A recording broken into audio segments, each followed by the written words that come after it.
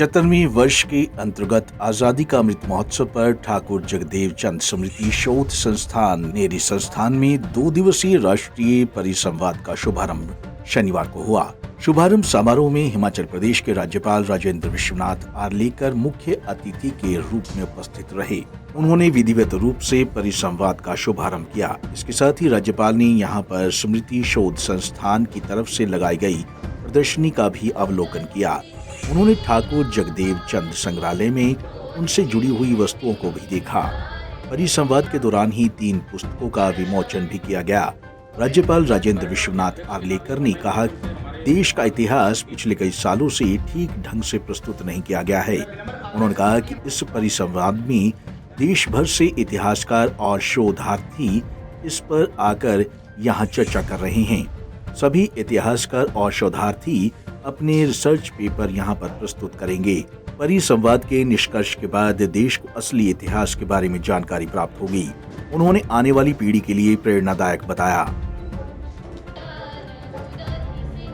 सिंह जी के नाम से ये जो एक इतिहास संशोधन करने वाला शोध संस्थान जो है, उसने बहुत एक अच्छा काम किया है। आज का 2 दिनों का सेमिनार यहाँ रखा है। अपने देश का इतिहास पिछले कई सालों से ठीक ढंग से रखा गया नहीं हम सबके सामने।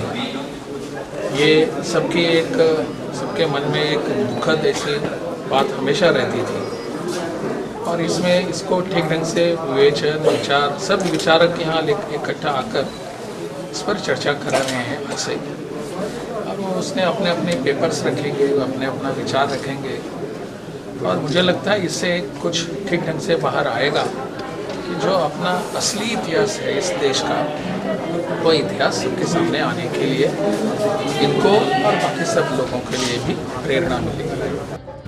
हालांकि इसके अलावा राज्यपाल ने कहा कि इस तरह के आयोजन इतिहासकारों को एक नई दिशा देंगे। आयोजकों की तरफ से यहाँ पर रखे गए विषय को उन्होंने बेहतर बताया। साथ ही उन्होंने ये भी कहा कि आज़ादी से जुड़े हुए अनछुए पहलू और स्वतंत्रता सेनानियों की जानकारी लोगों के सामने इस परिसंवाद के माध्यम से सामने आएगी। पंजाब केसरी टीवी के लिए हमीरपुर से अरविंद सिंह की रिपोर्ट।